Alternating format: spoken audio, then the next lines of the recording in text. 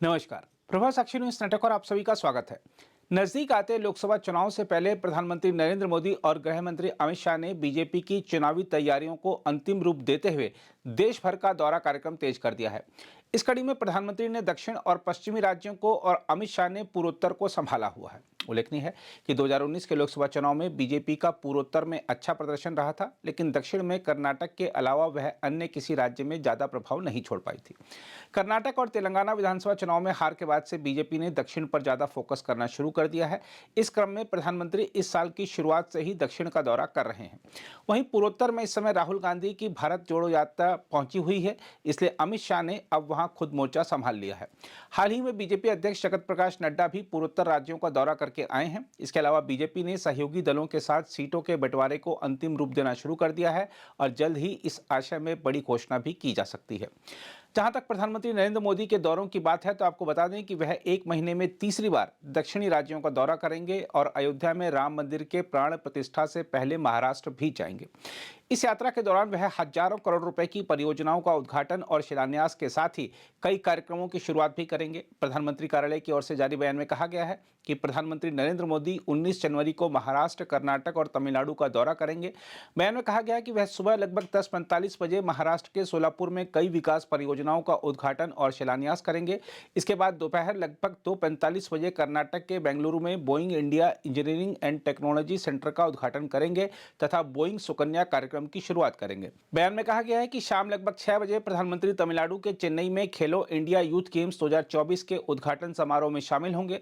3 राज्यों के उनके एक दिवसीय दौरे की शुरुआत महाराष्ट्र के सोलापुर से होगी, जहां वह एक सार्वजनिक कार्यक्रम के दौरान महाराष्ट्र में लगभग 2000 करोड़ रुपए की 8 अमृत यानी कायाकल्प और शहरी परिवर्तन के लिए अटल मिशन परियोजनाओं की आधारशिला रखेंगे। बयान में कहा गया है कि प्रधानमंत्री महाराष्ट्र में प्रधानमंत्री आवास योजना शहरी के तहत निर्मित 90,000 से अधिक घर लाभार्थियों को सौंपेंगे। इसके अलावा वह सोलापुर में रायनगर हाउसिंग सोसाइटी के 15,000 घर भी सौंपेंगे, जिनके लाभार्थियों में हजारों हथकरघा श्रमिक, विक्रेता, पावरलूम श्रमिक, कचरा बीनने वाले, बीड़ी श्रमिक, ड्राइवर और अन्य शामिल हैं।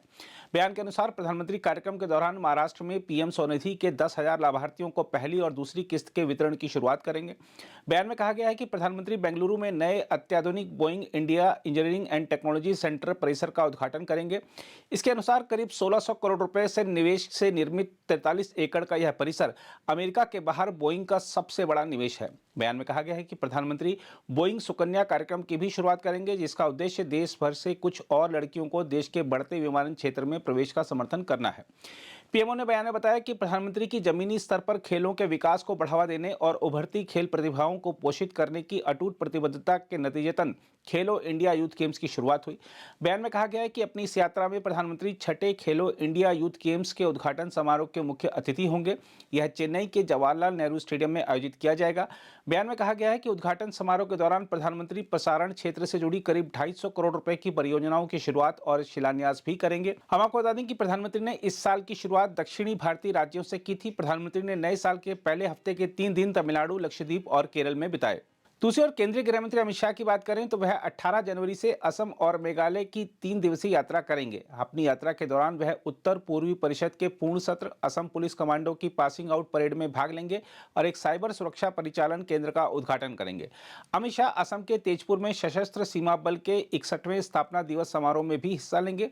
गुरुवार को शिलांग पहुंचने के बाद गृह मंत्री ने मेघालय की राजधानी में अर्धसैनिक बल के मुख्यालय के परिसर में असम राइफल्स के एक साइबर सुरक्षा परिचालन केंद्र का उद्घाटन किया। शुक्रवार को अमित शाह शिलांग में राज्य सम्मेलन केंद्र में एनईसी के 71वें पूर्ण सत्र में भाग लेंगे और बाद में उसी स्थान पर पूर्वोत्तर अंतरिक्ष अनुप्रयोग केंद्र के कामकाज की समीक्षा करेंगे। गृहमंत्री शनिवार को तेजपुर में एसएसपी परिसर में एसएसपी के 61वें स्थापना दिवस समारोह में शामिल होंगे। दोपहर में वह सोनितपुर जिले के ढेकियाजुली में ऑल बौथो महासभा के 13वें त्रिवार्षिक सम्मेलन में भाग लेंगे। शाम को अमित शाह गुवाहाटी के सरू सजाई स्टेडियम में असम पुलिस कमांडो की पासिंग आउट परेड में शामिल होंगे। बाद में वह शहर के श्रीमंत शंकरदेव अंतर्राष्ट्रीय सभागार में असम स्प्रेहार्ट लाचित बोर्ड फुकन नामक पुस्तक का विमोचन करेंगे। दिल्ली लौटने से पहले गृहमंत्री गुवाहाटी में ब्रह्मपुत्र रिवर फ्रंट का भी उद्घाटन करेंगे। जहां तक बीजेपी की ओर से चुनावी तैयारियों की बात है तो आपको बता दें कि अभी एक दिन पहले ही केंद्रीय गृह मंत्री अमित शाह और पार्टी अध्यक्ष जेपी नड्डा की मौजूदगी में भारतीय जनता पार्टी की एक अहम बैठक हुई, जिसमें सभी 543 लोकसभा सीटों पर प्रचार अभियान की रणनीति को लेकर विचार विमर्श किया गया। बैठक में पहली बार के मतदाताओं, सरकारी योजनाओं के लाभार्थियों, अन्य पिछड़ा वर्ग, अनुसूचित जाति, अनुसूचित जनजाति, युवाओं और महिलाओं को साधने की रणनीति पर भी जोर दिया गया।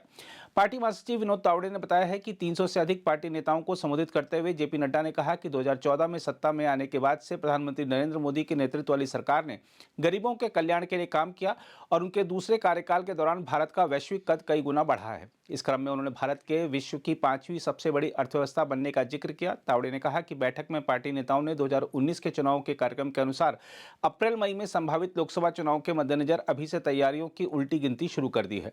उन्होंने कहा, हम न केवल बीजेपी की जीत सुनिश्चित करने के लिए काम करेंगे बल्कि अपने सहयोगियों की भी जीत सुनिश्चित करेंगे जहां से वे चुनाव लड़ेंगे।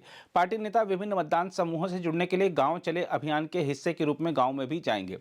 बैठक में यह संकेत देते हुए कि बीजेपी अन्य दलों के नेताओं का स्वागत करना चाहती है, अमित शाह ने कहा कि उन्हें ऐसी जानी मानी हस्तियों और विभिन्न समुदायों के नेताओं से संपर्क करना चाहिए जो राष्ट्रवादी मुख्यधारा का हिस्सा बनना चाहते हैं।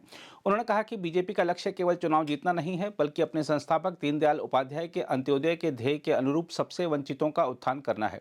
पार्टी नेताओं से सरकार की कई सफलताओं के साथ मतदाताओं तक पहुंचने का आह्वान करते हुए अमित शाह ने कहा कि मोदी ने आत्मनिर्भर भारत के विचार के इर्द गिर्द देश को केंद्रित किया है, जबकि इस दौरान सांस्कृतिक राष्ट्रवाद को भी बड़ा बढ़ावा मिला है।